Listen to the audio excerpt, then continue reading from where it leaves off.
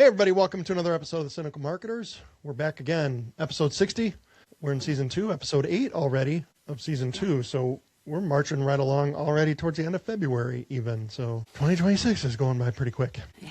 It's February amazing. January was like 3 years long. Yeah, that's true. Just recovering from all the holiday madness. Yeah. And this part of the year, and especially in the Chicago area, is awful because we'll have we have warm weather right now, and then we're going to get snow again. Yeah. There's risk of snow coming. So yeah, I hate this time of year. Wild. I know. All right. Enough about us. We've already lost all of our audience. The hundreds of people who were stuck on this for a second and then they're like, nope, idiots, scrolling. Show me a cat video or show me a video of somebody who says, this feels illegal to know. That's the only way to get views on anything. You got to have a dumb hook. But we have good stuff to talk about today. Today we're talking bad marketing ideas. Yeah. Two specifically that we wanted to talk about that are, one of them in specific has been all over the internet. A lot of rage in our circles anyway. I don't think the wider world knows too much about this, but Yeah. I don't know. I think it's hit a Frida particular Baby, audience, right? If you've seen this, Frida Baby. Yeah, I mean, there's an audience for this, right? It's baby products, so they're targeting, new families, new moms, stuff like that. So, it's not an everyone thing, but they're crazy with their marketing, and they have stepped on a landmine in the last, week or so. It's been crazy what they've done. Wild. So for those of you guys that don't know and have not seen, Frida owns Frida Baby and Frida Mom. It's a women-owned company that does products for babies. So like thermometers, similar to like Safety First folks, and I'm sure you've seen them at like places like Target. I don't know if Walmart carries them, but at Target for sure I've seen them there. And they, have thermometers, baby carriers, nose sucker is one of the booger sucker is one of the things they were popular for and what got them to go viral and noticed. And so they have on their packaging, their latest campaign, seemingly, and I don't know, I was trying to figure out when this actually kicked off versus when the internet picked up on it, right? But their latest packaging has a lot of sexual puns and innuendo. So they have a thermometer that is like, this is as close to a threesome as your husband is going to get or something like that. This is the closest your husband's going to get through a threesome. That's what it was. Or they have, packaging on, different things that say, how about a quickie? I think that's also a thermometer one. Just a lot of really kind of pun things, but they're on baby products. And I think what kind of got everybody over the top is their most recent marketing campaign featured a face of a child, just a baby laying down with snot on his face. But then there was a commentary about it that was also had very wild overtones, sexual undertone, right? Internet type overtones. Yes. Yeah. And it was, the consumers were not happy. They saw that and they were like, who approved this? And us as marketers, we see this, and you and I have both worked for very large companies, right? Yeah. Where we know that there's an internal marketing team, there's the manager and the VP and the director and the CMO and the CEO when a campaign launches, and an agency is usually involved. And as marketers, we're sitting here going like, how many people saw this and thought this was a good idea? Like, how many people saw the picture of that little baby with snot on its face, by the way, not on his nose, on his face, and thought, run with it. Let's do this. Go. I know. I don't know what got rejected. Right? Because the final thing that makes it out is not the initial. Yeah. Never is. You never get anything through on a first run, Right. So what the heck has been rejected by those folks? Yeah, it is tough, and especially if e-commerce and consumer products, we do that kind of marketing, and I like it quite a bit because there's really no rules. Yeah. You're not regulated. when you have to do marketing in a regulated industry, then it gets tough, because you have to be very careful. And then things are always going to get approved by an attorney somewhere. And if an attorney ever has to approve anything, it's going to be stepped all over and killed, you know? So that doesn't happen though on consumer products necessarily, and certainly not e-commerce ones. So yeah, not anything that's not, consumable, like food, like you said, regulated. Yeah. Yeah, for the tagline. My first time actually when I left Grunstyle, and then I went to a regulated industry. Oh yeah, that was an adjustment. You're like, especially coming from Grunstyle, because I know, right? So much in Grunstyle. Yeah, and then I was in a regulated industry, and then I'm like, what do you mean? I can do whatever we want. I'm like, no, you can't say that. Like, yeah, I'm like, oh, okay, gosh. Rules. I don't like rules. So yeah, it's crazy, but I will tell you this, and then the other one we can mention. The baby one is just shockingly crazy. Well, and I just wanted to say the tagline, because I looked this up as we were recording, because it didn't pop up. The tagline for the baby with a snot on his face said, "What happens when you pull out too early?" Oh my God. Good and Lord. And so it's one of those where, like, I get the puns, and if you were selling some kind of an adult product, or even yes, technically this is products that are geared towards adults to use, but to use on children, and especially in the culture that we are in right now, who sat in these meetings and said, "This is great, let's do this"? And then people I think, at no time is it appropriate to have children in your imagery and then have any sort of innuendo of any kind. Yes. Anything. 100% agree. At no point is that funny. Right. You do not 100%. use children, toddlers, infants in your marketing, images and materials, and then make adult jokes. Yeah. At no point is that funny. And it's interesting. I'm amazed at the number of people who had approved that. It's just shockingly There had crazy. to have been a whole train, like just a whole bunch of people that had to go through approvals for this. Because even when we worked at Grunstyle, Mike, and we were small, we had approval processes. And the end approval for any kind of huge campaign always goes to a CEO, CMO, like somebody very high level. And the thing that actually kind of pisses me off about the whole Frida thing is, like you said, very seriously, like all joking aside, never freaking use children with adult taglines. Like what?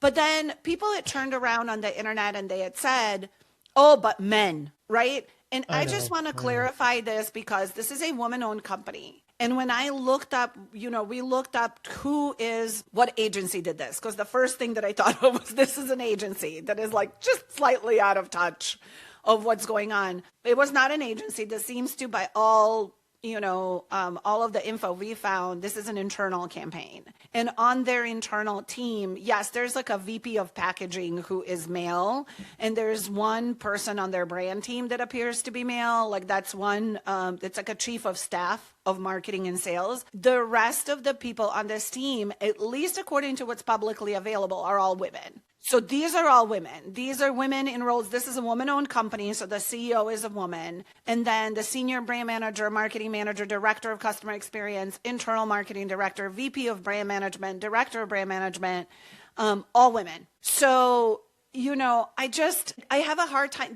I don't like the way that the internet is spinning this into a male message and saying, of course, this is a male. Yeah. Of course, men did this, right? Where it doesn't matter who did this. I have worked with, 25 years now in marketing or so, with men and women. I cannot point to a single person I have ever worked with who would have sat in a meeting, reviewed this campaign, and said, "This is funny, let's go with this." There is not a single person I know that wouldn't have been this is not okay. It's really hard for me to imagine who sat at this table and approved this entire campaign to go public. It's crazy, because then is there nobody sitting around too in a meeting who is your devil's advocate person, or your contrarian did no one raise their hand and think, where everyone's like, hey, this is going to be really funny. It's a good idea. It's kind of how, and this brand has historically been this way. Yeah, they've been very, They've had other pushed campaigns. the envelope on a lot of things, so they've kind of been this way. This, I think, went pretty far, but was nobody else out in any of the meetings ever stood up to say, like,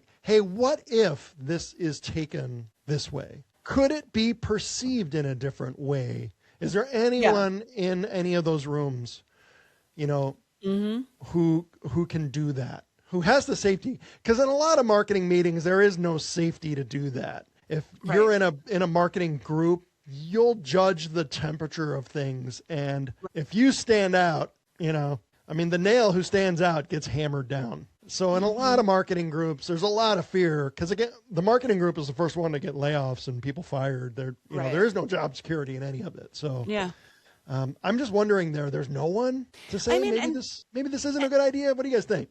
And I know the internet's making it man-woman. I will tell you, it's not man-woman to me because I've seen this. To me, it's generational to me. And I know I'm an old Gen Xer, but this is generational and I've seen it. I know this is a millennial type decision, an older Gen Z type decision. And I will tell you why. My theory is this, that the millennials, those Gen Zs and stuff, they've grown up with social media on their cell phones and they have done social media forever, right? And that's how they've all landed in social media as a job. But they have done it as personal accounts for themselves. Maybe they were influencers, but they had no rules and no one telling them, no backstops around them anywhere to say good idea, not good idea. It was all them. Then they get to a business and they take that and they just transfer it over. And the old people like me, or not like me because I'm smarter than that, like, I don't know, let's just let the kids run our social media. They've done social media their whole lives. Like, somebody needs to, you need an adult watching that. Because they will do this stuff. They will treat your social media account like it was their personal. And it's like their friend chat group. Because no one's ever told them. Not a good idea to do that. I think that's my old man theory, people, if you're still here watching this. But I actually think, I think, Mike, there's definitely something to that because, again, you know, in our work experience, we worked with so many different brands, so many different people, some folks that are new to marketing, some folks that have been in marketing far longer than us, right? I just think this brand and specifically has been known to push the boundaries a bit, right? Yeah. They have kind of a very cheeky marketing. They've done like in I think 2024 or early 2025, they did like the whole breast milk ice cream campaign thing and like the fake reviews or whatever they were called, like the they were called the real reviews campaign, but like whatever it was, they've done this. Just think like, you know, I'm all in favor of marketing outside of the, you know, like think creatively. But I just think when you get to the point of, like you said, using imagery of children with very adult taglines, there has to be an adult in the room that says, look, this might not land right. And if it doesn't land correctly, this will destroy our brand, right? Because no one is going to be okay with, you know, using children in pictures this way. I mean, huge backlash for them. But what I find interesting is they've turned comments off. So at least on a couple of social platforms that I've looked, they've turned comments off and they're not saying a thing. And I think brands, for at least, you know, Mike, in the situations we have been in, right? This is what we do not recommend you do. If you find yourself by some circumstance in this type of a mess, address it. There is nothing worse than deleting comments, blocking comments from engaging, you know, in your posts, because what will happen instead is people will then keep recreating these videos. They'll keep talking about it. They'll keep, you know, this will keep going. And it's not good for your brand. To me, and I don't know how you feel, Mike, but it almost feels like they should have just, you know, they should have made a statement. They need to run this back, because the fact that they're not saying anything makes it seem like, oh, we're totally, by the way, we're a kid brand, right? Like we are, you know, we do things we produce product that supports babies and, you know, toddlers, and we're totally fine with this messaging that we've put out. that silence on their part is deafening to me in the sense that like they're totally standing by their campaign. And I feel like if I was on this marketing team, I would be like, hey, we got to address this. You can't, this is not something we sweep under the rug. Like in the eyes of the internet now, we're a predatory company. Yeah. That is what they're being called. Like their stuff is being posted and reposted. And, imagine being the parent of the baby who's in this ad. I don't even know if they used a real child or an AI one, but still, imagine being that, that parent, and maybe you didn't know how this photo shoot was going to go. I can't imagine this is something that they actually shot. I think it's clearly been edited.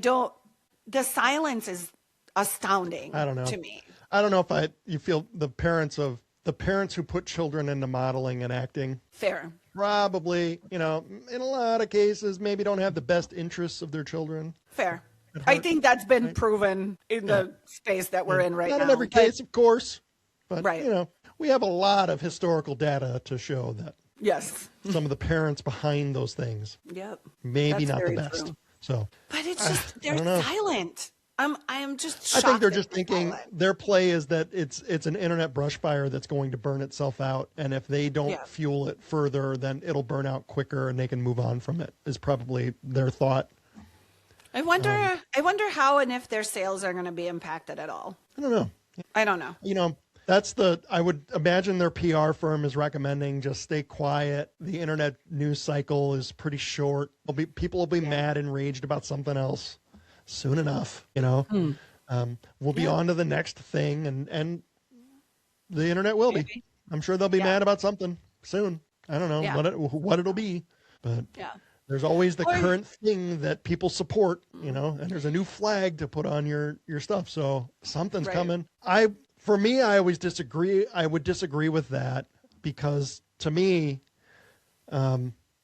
staying silent allows everyone else then to tell the story. And I have been through media storms a couple of times. Yeah. One where it was my brand and the business and the focus, and one where it was me, And the attorneys on the me case anyway were saying, be quiet, don't say anything, just don't talk. I'm like, yeah, that's attorneys saying that. But, which I get. I understand what you're doing is protecting for future if there's cases coming, but I'm getting killed. You guys aren't getting killed. It's easy for you to say, shut up. But I don't think it's that hard. And I don't understand for so many people and businesses, anyone in general, like, hey, look, we screwed up. Right. Sorry. Right. I'm sorry. I don't know. How hard is that? And I just look at your fan base. The people you're marketing to were upset. That's your audience, right? So you got it wrong. You got your message wrong. It's not that you misperceived it. Whenever anyone says that, like, oh, that's not how I meant it. Well, okay, well, then you're a bad communicator because that's how I took it. And I get to have my own perception of things. Yeah. Oh, I don't get it. Yeah. Apologize. I don't really know how else this could have landed. I don't know. And especially in our current timeline. Yeah. You're doing stuff how with kids. They thought this was, how they thought this was for them to obviously not have a crisis plan in place when they are pushing the envelope with their messaging constantly. Right. You didn't think enough ahead to think this could ever be a problem for you, probably because you pushed and pushed and pushed and were always getting away with it, getting chuckles, getting fans saying, look, this is the kind of marketing people should be doing. These are brands I support, And then you so pushed you're it thinking too we far. can do no wrong. Everyone loves us. Yeah. Hubris, man, comes for everybody. It will come for everyone. And I have been there too. It does. It absolutely does. I think what's interesting though too is they're silent. And on the flip side of that, we had, the CEO of F You Pay Me, which for those of you who don't know, that is a company that promotes kind of fair pay among influencers and folks that are promoting other brands. And it's really like geared towards, as far as I understand, like educating influencers on how to do brand deals and, promotes like paid brand deals instead of like for exposure kind of stuff. And that is also run by a female who thought that it was a great idea last week to send an email to her subscribers titled "Your name is in the Epstein files." And so, reasonably so, if you have to be living under a rock to not understand that reference at this moment in our timeline. So reasonably so, the folks that received this message were horrified by it and thought that, hey, this is not a clickbaity subject line. This is in really poor taste. This is just horrible, right? Like, why would you do this? Why do you think it's funny? Do you not see what is happening in, surrounding this topic? And the owner of F You Pay Me doubled down on, she didn't stay silent, right? Like, she didn't go the Frida way. She doubled down and she posted a message on her socials that said, I think it's funny. F you if you don't. Like, that was the gist of the message. And so I have such strong opinions about this as somebody who's been working in retention and who really works on strategy for retention. And, I am the first person that will be like that has said on this podcast multiple times, subject lines don't matter. It matters who the email is from. Listen, in this situation, the subject line matters. Right. There is nothing. Do not try to use references like this. It's so tone deaf to me because there's not a single person on this planet right now that understands the Epstein story or any part of it and thinks that any part of it should be used for entertainment. There's not a single person I know. So why would you title an email, "Your name is in the Epstein files," to get people to open it and click it and get mad at you? And you then when people are telling you like, hey, like, we expected better of you, or you could do the complete opposite strategy of what Frida Baby did, with their silence, and be like the F You Pay Me CEO or whatever her title is, and double down when you make a mistake. So F You Pay Me, for those of you guys who don't know, is a resource website that is geared towards creators and influencers, and talks about, getting fair pay for projects that you do and not working for, like, quote unquote exposure.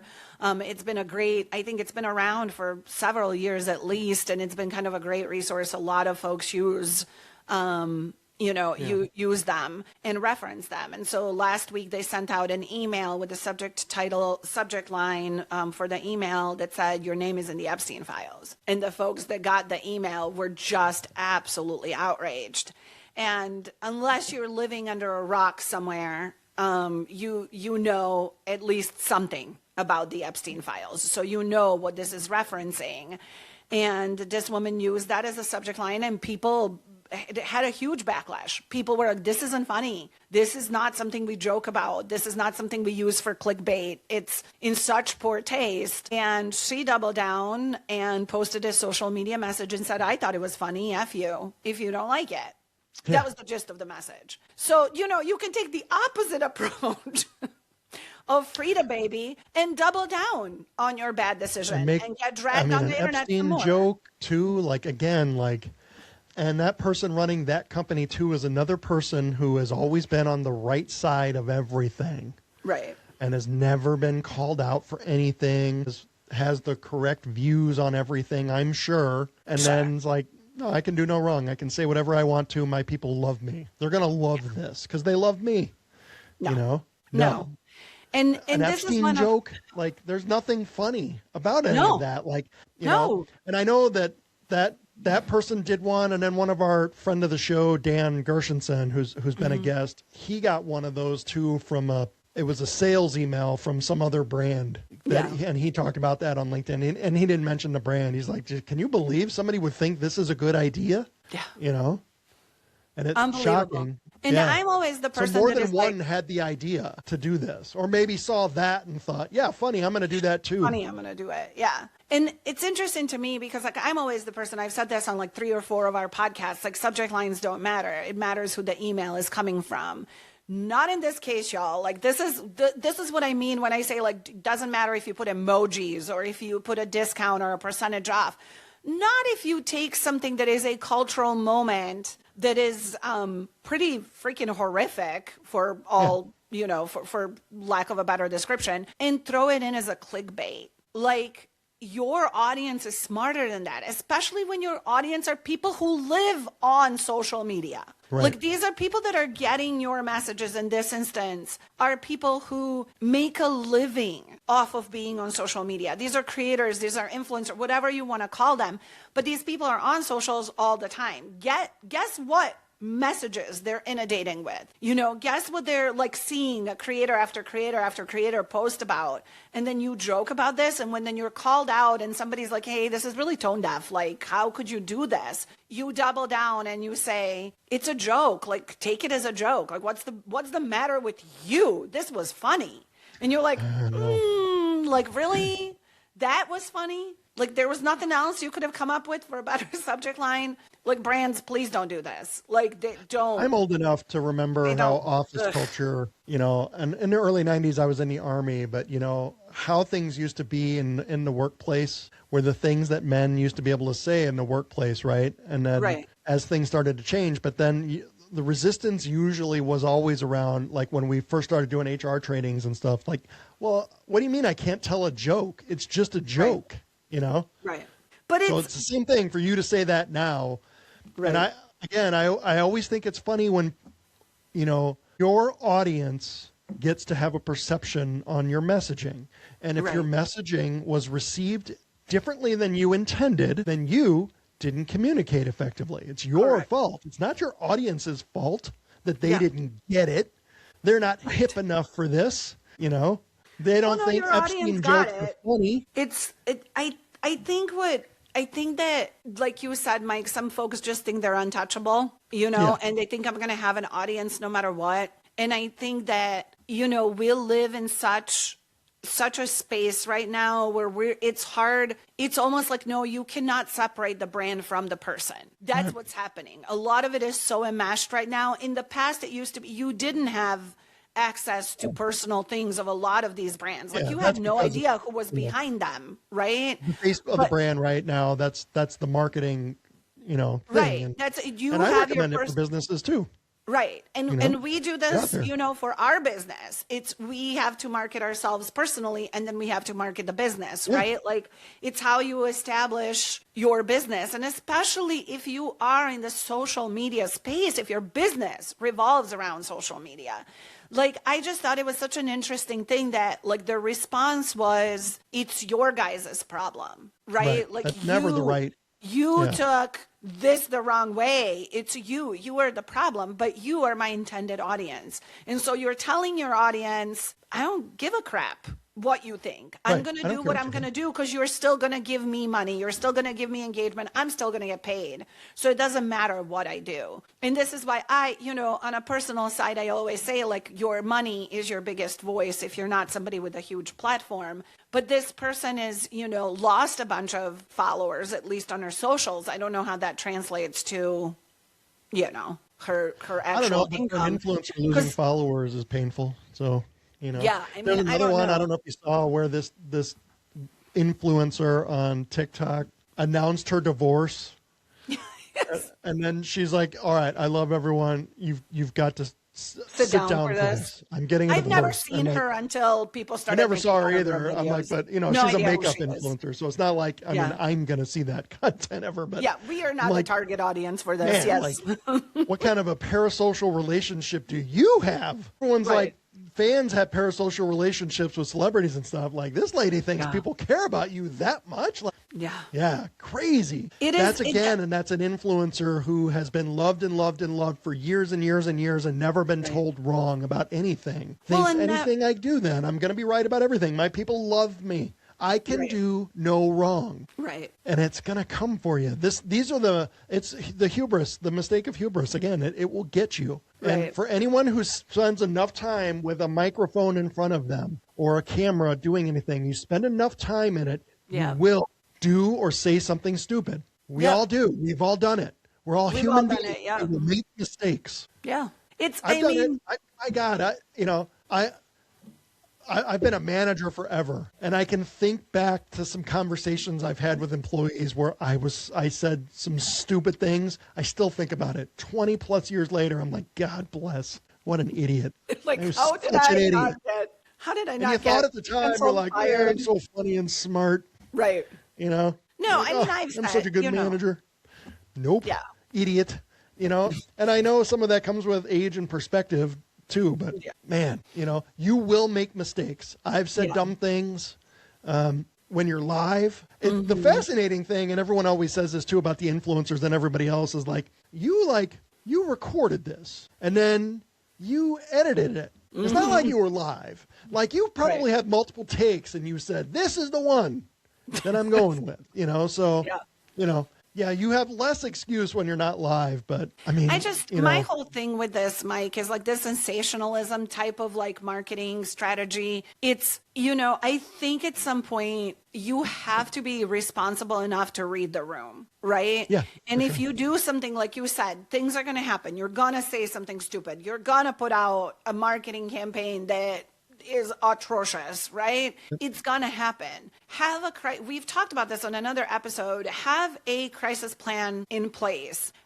Know that you're not gonna be able to get away with everything. You're not, you know, Amazon. Like it's not, you know, people are like, oh, let's boycott this company, and then they're still, you know, gonna make 60+ billion over Black Friday, Cyber Monday. You're not these guys. You're not going to get away with that. And it can literally destroy everything you worked for. So silence is not the way to go, in my opinion, but neither is doubling down and calling your audience stupid, essentially, and being like, oh, you guys just didn't get the joke. Right? I know. Like, that's not the way to go either. Be a human, because you know these human things are going to happen. So then be a human and address it in a human way, right? I think that for me, if Frida came out and said, yeah, we didn't, that's not at all what we intended with this, right? Like, oh, however you spin it with PR, now I feel like it might be a little too late to address anything. They've kind of let a long time go by since this went viral. But and, yeah, you know, like Bauer waited way too long to respond to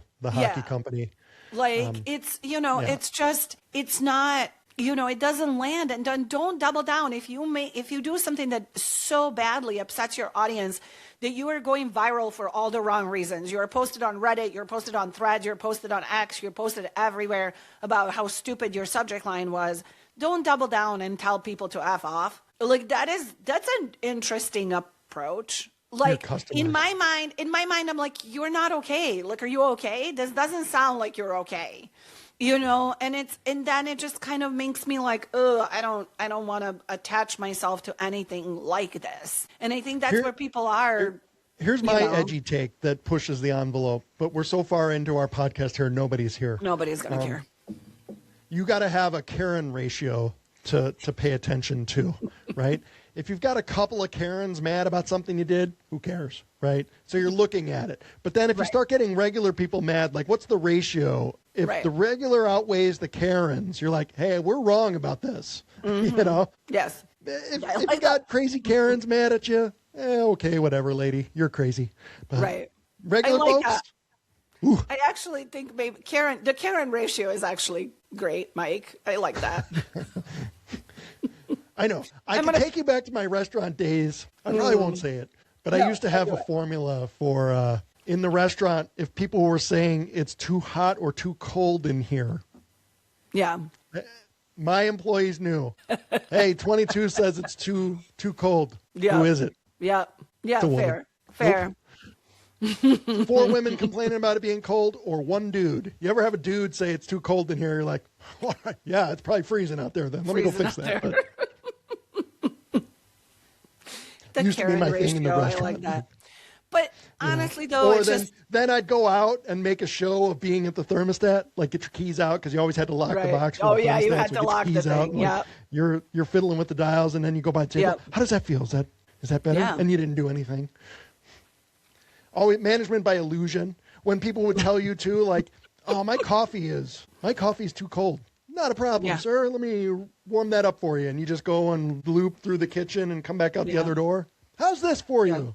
That's much better. You're giving away the restaurant secrets now. I know. I do think I do think though that like in our space, you know, you cannot operate in a vacuum though. Like I think that's a takeaway for me for this. You can't operate in a vacuum, and you can't think just because you think something is funny that everybody else is going to think that it's funny. And I think at some point, you know, you have to take accountability for the stuff that you're putting out there, especially when it comes to children, especially when it comes to... Everybody's too connected. There are so many social media platforms. And the way algorithms and things are now, it doesn't take you having to have 1 million followers for your message to get out all of a sudden and get seen by people. You know, you could have next to no followers and all of a sudden your stuff is out there. It doesn't take much for an internet firestorm to get started. And it has nothing to do with how many followers you have. So you cannot treat anyone out there as if your opinion doesn't matter.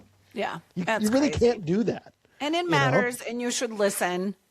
You know, especially when it's and if you are on a fence of something, or something is pop culture or a cultural moment and you want to reference it, run it by someone. If you have nothing else that you can do, you know, run it by someone. In Frida's case, there had to have been like 20 people. Talk to an attorney or talk to an accountant. You know? Those are two of the most boring people on the whole planet. If it doesn't upset either one of them, you're probably okay. Now, it's not going to work for you. It won't be exciting. You never let attorneys or accountants have control over your marketing. Right. But if you can get it by those guys, you're probably okay. Yeah, you know? Fair point. There you go. If you're still here, attorneys and CFOs, I'm talking about you people. You guys kill marketing. Cheers to that. Oh, gosh. We're off to... Nobody's still here. Nobody's here.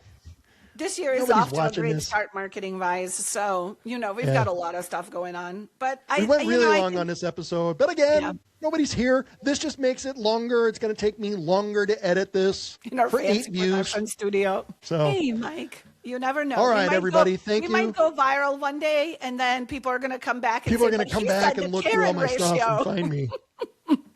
Is this you too? Was this you? They're going to come back and say, but he was talking about the Karen ratio. Oh, yeah, that'll be the one. That will be the one that sticks, Mike. All right, guys. No, I don't. Well, right now, anyway, like the world's turning against them. Like, yeah, fair. They don't have the power anymore, right? Like, so. That'll come back, though. Everything is cyclical.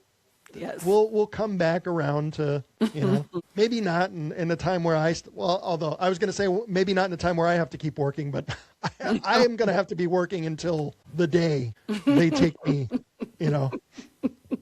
No pressure, guys. Yeah, I mean, there's no retiring for me. You know, just listen to our podcast. That's it. So Mike can retire at some point. All right. Won't be happening. All right, everybody. Thank you very much. If you're still here, you're not, but thank you anyway if you are. We appreciate it. We'll see y'all next week. Bye, guys.